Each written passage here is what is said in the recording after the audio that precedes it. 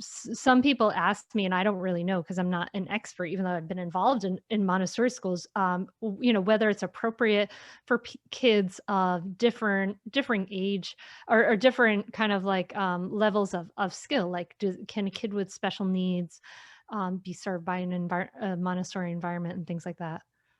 I definitely think that because we treat each child uniquely, that it means that children with any ability or is accepted in our space. Because one, we're also doing a lot of observation ourselves and a lot of non-judgment. We're not putting people into boxes. Instead, we're looking at what is this child capable of, what are their needs right now, and how can I best meet those needs. So it doesn't matter if they are maybe behind, because I have a piece of material that is going to engage them and meet them where they're at.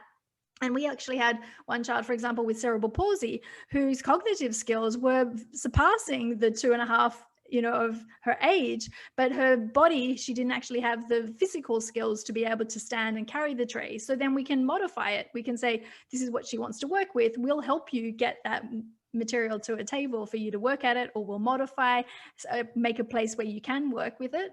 And so they're really accepted. And I think it's so important actually for all children to have people with different needs in the classroom, because that's how we really learn to not only know ourselves, but how we learn to get along with all people and understand that everyone has different needs and we're all at different stages, and we can help in one area and another child will be good at something else, and we all work together.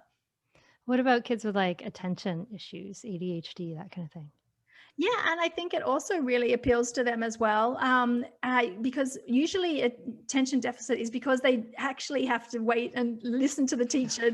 It's completely distracting. They can't get up. They usually need to move a lot. They're often kinesthetic learners.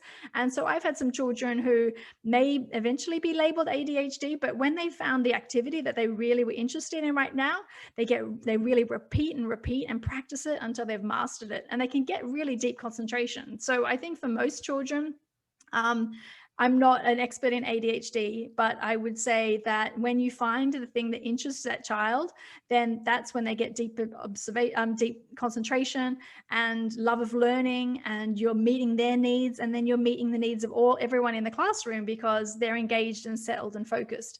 And there's so much opportunity for learning as well in a social situation, where if you know that there's a child who has difficulty and may interrupt people, then you're all working as a class. How can I help this child? How can we make them feel loved? And they also talk about bullying and things like that. Like, the child who is bullying is not feeling like loved themselves. So how actually can we help the bully just as much as the person being bullied?